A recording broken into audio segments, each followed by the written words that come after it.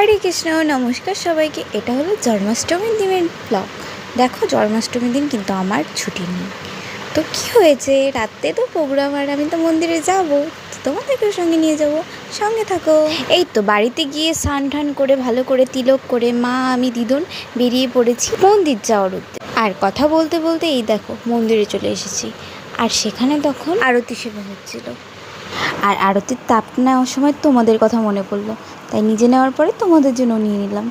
তারপর আস্তে আস্তে ভগবানের অভিষেক শুরু হয়ে গেল।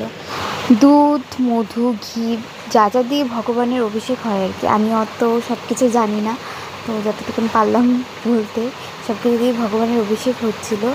আর আমি অল্প একটু তোমাদের সাথে শেয়ার করার চেষ্টা করলাম। তারপর আমিও ভগবানের অভিষেক করানোর সুযোগ পেয়েছিলাম। আমরা যারা যারা উপবাস ছিলাম, আগে প্রভুরা অভিষেক করিয়েছে, পরে মাতাজিরা অভিষেক করিয়েছে।